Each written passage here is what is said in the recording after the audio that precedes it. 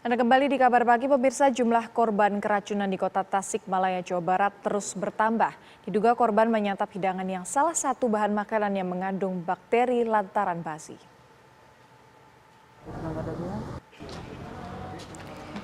Hingga berita ini diturunkan, tercatat sudah 197 warga di 12 kampung yang berada di Kelurahan Karikil, Mangkubumi, Tasikmalaya keracunan makanan. Mereka dirawat di Puskesmas Mangkubumi, Puskesmas Karanganyar, Klinik Azhara, dan Gedung Sekolah Dasar Puspasari. Dari 197 pasien tersebut, sebanyak 59 orang masih menjalani perawatan. Dan 19 pasien dirujuk ke RSUD Dr. Soekarjo, Kota Tasikmalaya. Diduga mereka keracunan santan yang basi dan digunakan sebagai salah satu bahan yang membuat nasi kuning serta dijadikan santapan di pesta ulang tahun.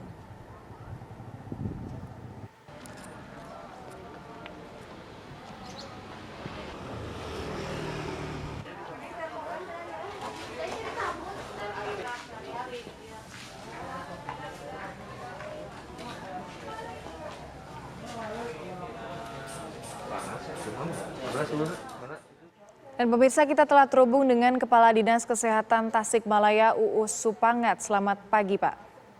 Selamat pagi, Mbak Bella. Baik, Pak. Hingga malam hari tadi, Pak, bagaimana kondisi dari para pasien? Apakah saat ini masih dirawat dan apakah sudah ada yang pulang mungkin, Pak? Iya, betul, di Tasikmalaya terjadi keracunan. Jumlah keseluruhan kasus sampai dengan tadi malam jam 11 malam dilaporkan kepada saya sebanyak 205 pasien yang memang memeriksakan diri ke puskesmas. Ada 295 ini dari mulai yang gejala sakit ringan itu 125 kasus, yang gejala sedang 24 kasus, dan gejala sakit berat ini sampai dengan 24 kasus gitu. Dan alhamdulillah ada yang sembuh yang sudah dipulangkan ke rumah masing-masing sebanyak 125 pasien. Mudah-mudahan nanti siang ini yang sudah sembuh yang kami izinkan untuk bisa pulang mudah-mudahan terus bertambah sehingga jumlah yang sakit semakin yang membutuhkan perawatan semakin berkurang. Baik, jadi tadi ada 24 pasien dengan kondisi yang cukup berat. Seperti apa, Pak, kondisi terparah yang dimaksudkan mungkin? Ya, ini yang kondisi terparah ini ada yang pertama dehidrasi berat, ya, tanda-tanda dehidrasi berat kita rujuk ke Rumah Sakit Dr. Soekarjo, terutama balita yang dengan dehidrasi berat, dan ada yang sampai mengalami kejang. Nah, ini perlu mendapat penanganan khusus di rumah sakit, sehingga kita rujuk ke rumah sakit yang ada di Dr. Soekarjo di Kota Tasikmalaya. Baik. Gitu, Mbak. Ya. Pak Us, dari informasi bahwa ada indikasi ada keracunan santan basi yang digunakan pada saat itu untuk membuat nasi kuning. Apakah ini betul, Pak? Sudah ditemukan belum indikasi kemudian keracunan ini terjadi?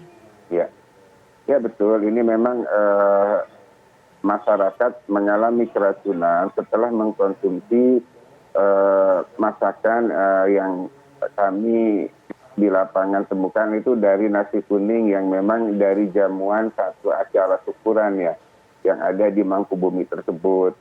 Setelah menyantap nasi kuning tersebut, beberapa saat kemudian yang reaksi cepat itu langsung mengalami keracunan, yang reaksi lambat itu ada yang sampai malamnya baru mengalami tanda-tanda keracunan. Nah, ini memang keracunan ini yang cukup banyak di Kota Tasikmalaya setelah ada pembagian, kemudian ada acara syukuran di salah satu rumah warga, kemudian mendapat jamuan makan nasi kuning tersebut, dan juga ada yang dibagikan kepada warga setempat, dan semuanya mengalami tanda-tanda keracunan yang sama sehingga harus mendapatkan perawatan. Baik. Pak Uus, Ya. jika kita ketahui kan ini ada rumah sakit dan juga puskesmas yang digunakan Ya. untuk mengurus pasien yang jumlahnya juga cukup banyak. Namun selama Ya. ini kan puskesmas dan rumah sakit juga sedang fokus untuk diperuntukkan untuk penanganan pasien COVID-19. Lantas Ya, betul. bagaimana Pak penanganannya? Nah ini memang di rumah sakit Mangkubumi atau di puskesmas Mangkubumi atau di rumah sakit ini memang di Kota Tasikmalaya ini lagi konsentrasi pada pandemi COVID-19, tapi dengan adanya keracunan ini kita pisahkan yang harus mendapatkan perawatan keracunan atau dengan yang pandemi COVID-19.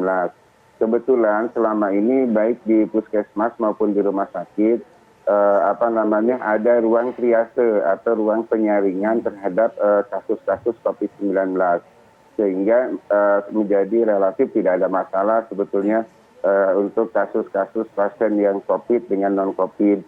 Jadi sudah bisa kita pisahkan. Nah di puskesmas Mangkubumi ini kebetulan tidak merawat pasien yang COVID-19, hanya dirawat jalannya saja.